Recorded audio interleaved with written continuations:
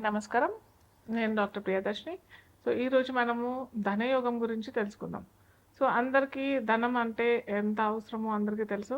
కొందరికి ధనం అవసరమైతే, కొందరికి ధనం వ్యసనం, కొందరికి విలాసం, ఇంకా ఎన్నెన్నో రకాలుగా మనం చెప్పుకోవచ్చు. కాకపోతే ఈ ధనయోగం అనేది ఎవరి జాతకంలో ఎలా ఉంటుంది?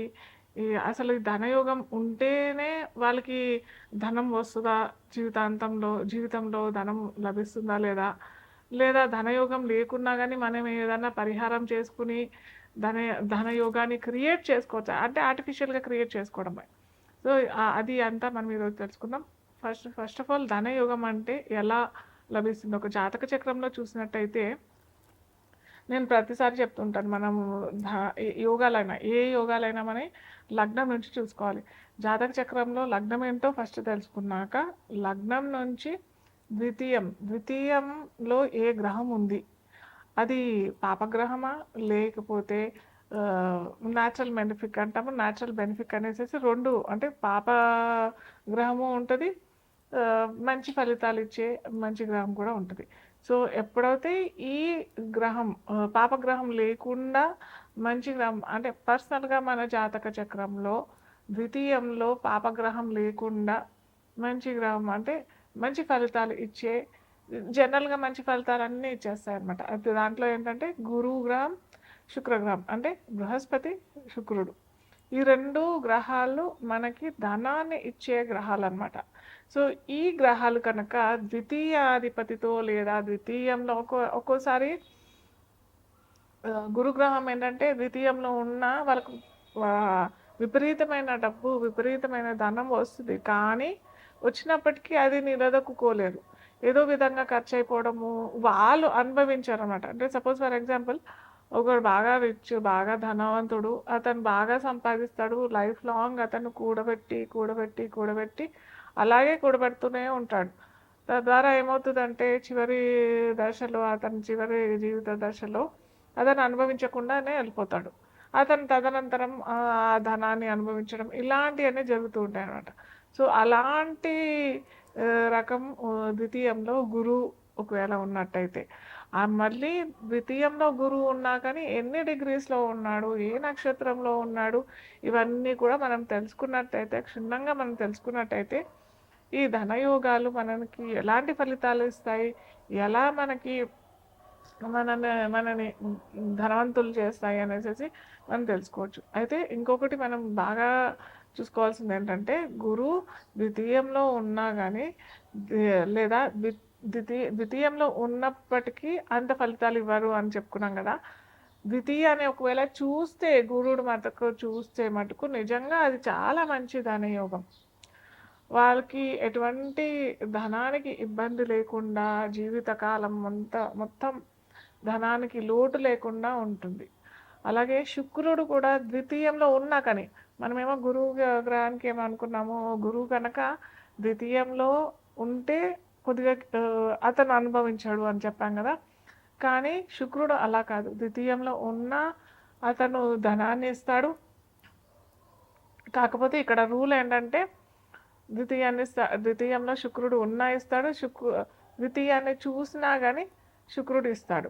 అలాగే మనం ఇక్కడ చూసుకోవాల్సింది ఏంటంటే ఆ లగ్నానికి ప్రతి లగ్నానికి ఫర్ ఎగ్జాంపుల్ మేష లగ్నమే అనుకోండి. మేష లగ్నానికి గురువు యోగాధిపతి, యోగకారకుడు. సో, గురువు కనుక ఉన్నట్టయితే లేదా గురువు కనుక చూసినట్టే ఆ ద్వితీయ భావాన్ని చూసినట్టయితే ఖచ్చితంగా అతనికి ఆ జాతకులకి ధనాన్ని ఇస్తాడు. కాకపోతే శుక్రుడు కనుక అక్కడ ఉన్నాడు అని అంటే శుక్రుడు మారకాధిపతి అవుతాడు ఆ లగ్నానికి, ద్వితీయ సప్తమాధిపతి అవుతాడు. కాబట్టి శుక్రుడు అంత ఫలితాలు ఇవ్వడు. సో, ఇక్కడ కొద్దిగా క్లారిటీ తెచ్చుకోవాలి ఎవరైనా కానీ. ఏ లగ్నాల వారికి యోగకారకుడు, గురువు యోగకారకుడు అయితే గురువు ఇవ్వాలి. శుక్రుడు యోగకారకుడు అయితే నేను ఒక్కొక్క రాశికి చెప్తూ ఉంటాను.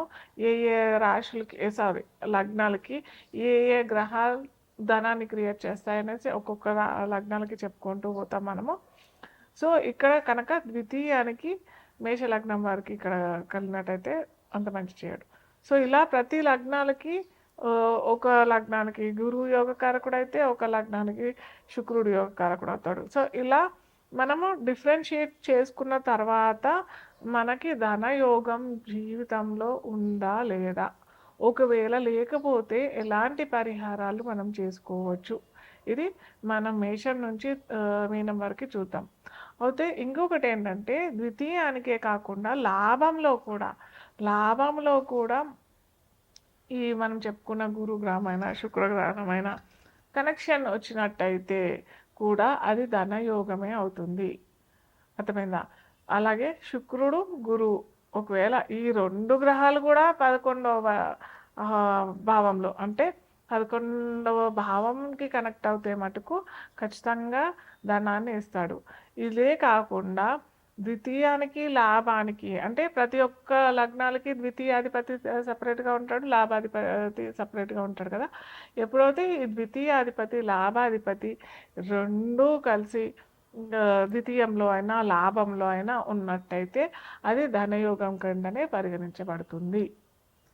నెక్స్ట్ ఇప్పుడు తులా లగ్నానికి అధిపతి ఎవరు అని అంటే శుక్రుడికి ద్వితీయానికి కనెక్టివిటీ రావాలి, లాభానికి కనెక్టివిటీ వచ్చినట్టయితే వీరికి ధనయోగం అనేది క్రియేట్ అవుతుంది.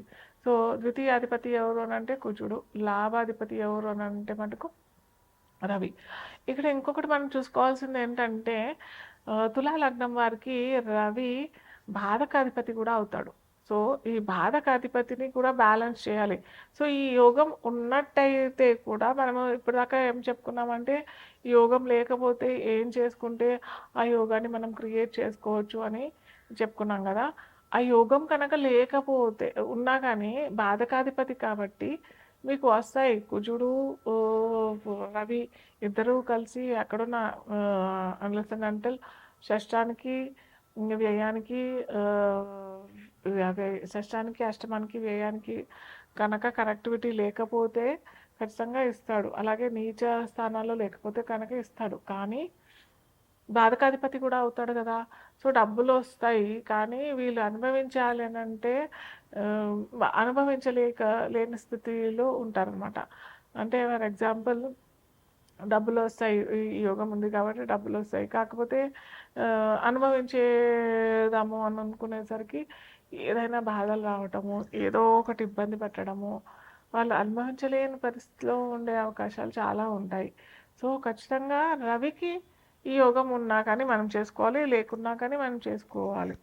రవికి రోజు అర్ఘ్యం ఇవ్వండి. రోజు కాపర్ గ్లాస్లో నీళ్లు పోసేసి దాంట్లో సింధూరం అన్న పసుపు అన్న లేదా కొద్దిగా జాపత్రి ఉంటుంది కదా, అట్లాంటి అన్న కొద్దిగా వేసేసి రవికి కనుక అర్ఘ్యం ఇచ్చినట్టయితే ఆదివారం స్టార్ట్ చేసేయండి. శుక్రవారాలు ఎక్కువగా కొంచెం ఈ పరిమళ సుగంధాలు కలిగించే అన్నీ మీరు ఆ నీళ్ళలో కొంచెం ఒక డ్రాప్ వేసినా కానీ వేసి అత్తరు పన్నీరు ఇవన్నీ ఉంటాయి కదా, కొద్దిగా వేసి మనము సూర్యుడికి అర్ఘ్యం ఇచ్చినట్టయితే కూడా చాలా మంచిది. అలాగే ఆదివారం గోధుమలు దానం చేయడానికి ప్రయత్నం చేయండి. కుజుడు కనుక సరిగ్గా లేదు అని అంటే మటుకు మంగళవారాలు ఎరుపు వస్తువులు దానం చేయడానికి ప్రయత్నం చేయండి. ఎరుపు వస్తువులు అంటే గాజులన్నా ఉండొచ్చు, బట్టలన్నా వస్త్రాలన్నా ఉండొచ్చు, ఏదన్నా మీకు ఏమీ లేదంటే ఒక బ్లౌజ్ పీస్ అన్నా ఇవ్వండి. అది మంగళవారము, శుక్రవారము, ఆదివారం ఈ 3 వారాలు చేసుకోవాలి.